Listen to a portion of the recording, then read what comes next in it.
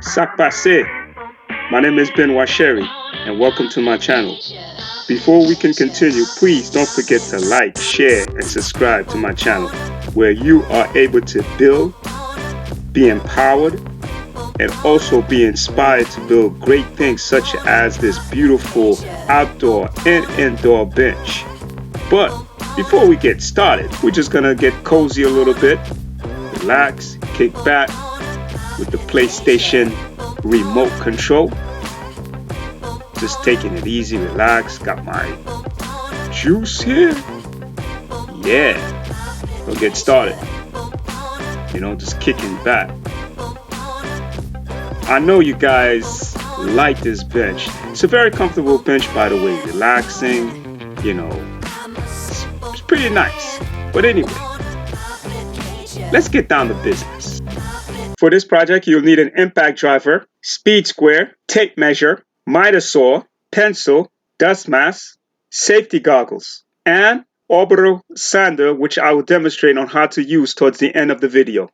Keep in mind, brothers and sisters, that I will be leaving all the materials that you need to put this outdoor and indoor bench together inside the description box. So rest assured, I have you covered.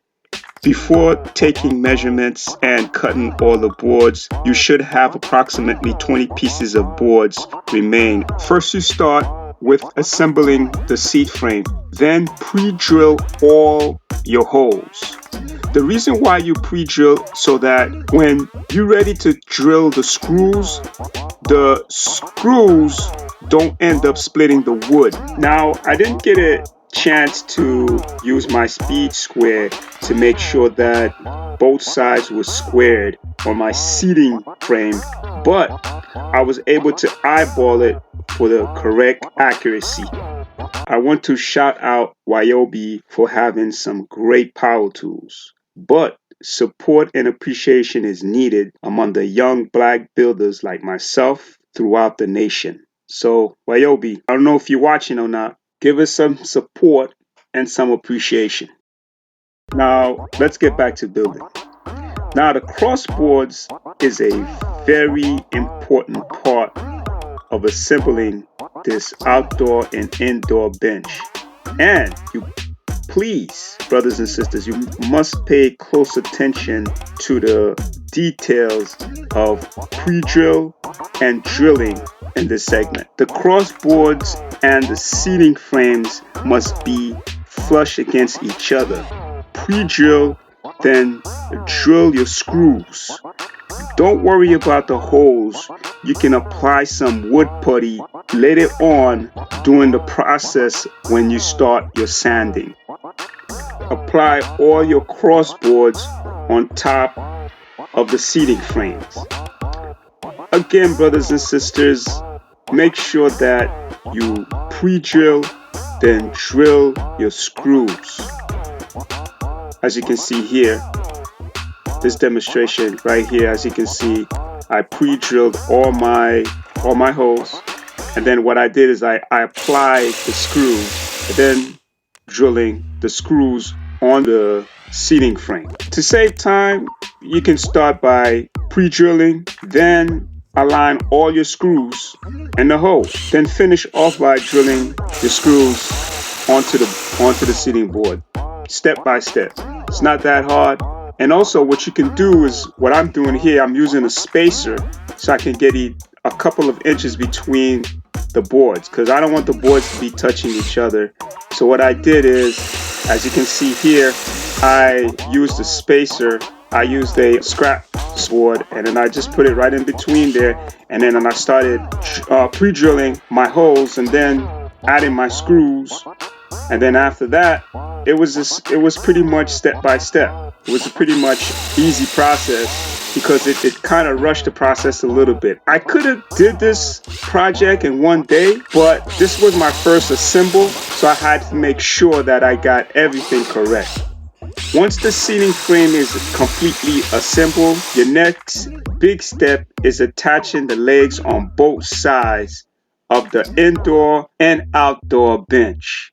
Now that the legs are attached to the seating frame on both sides of the bench, You can also perform the same for the armrests. Last but not least, you can go ahead and attach the 2 backboards to the bench, which completes our assembly.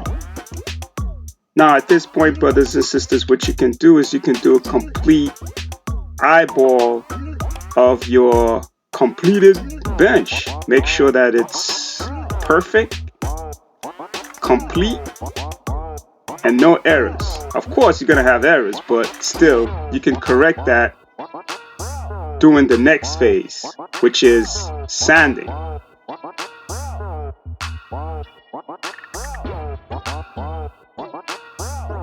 The orbital sander is used for superfine sanding. It can be used on wood, plastic, or for any metalworking projects. Okay guys, I'm going to show you how to use the orbital sander, how to hold it.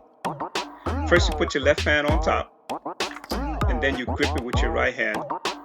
And if you're a lefty, it's the other way around, okay? Now you know, once you are comfortable with the grip, your thumb has to rest in that little cushion area. See it? Right here. Okay. Now you get a good grip. Get a good grip just around the neck. Palm out. Rest your thumb right there. And then put your left hand on top of the sander. Right? Make sure it's resting there tightly. And then you move it back and forth. Back and forth. Okay, you guys pretty much got the picture. Now we're gonna do a little exercise with the sander. We're gonna go over to our right, then our left, then up and down. Okay, you guys pretty much, you guys believe me, you guys gonna become pros after when you finish watching this video, right? Alright, cool. The orbital sander operates by vibrating in tiny circular motion. It can also be used to repair headlight transparency. When purchasing a orbital sander, look for the model size, body configuration, and pad size, which is 5 or 6 inches that fits your workload. For starters and DIYs like myself, you can start with a decent palm size unit, which will cost you between 50 to 100 bucks. Also, brothers and sisters, I wanted to talk about sanding paper. Always start from the lowest and go high. Like the highest is 220. And 220, that is the best out of them all. But anyway, we're almost at the point of wrapping this indoor and outdoor bench.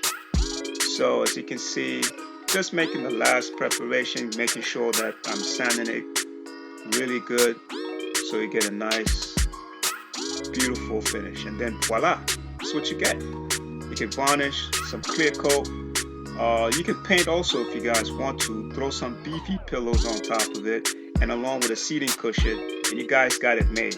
You can also put it in your backyard. Okay, and if you guys don't have a backyard, you can also put this indoors. You can use this as a sofa. Believe it or not, I've seen people online use this as a sofa. But whatever you guys want to do is really up to you. But all I want to say is thank you for watching my video, and thank you for this moment that we had together. Now, I hope I encourage you guys to build something, okay? All right then, my name is Benoit Sherry. Peace out.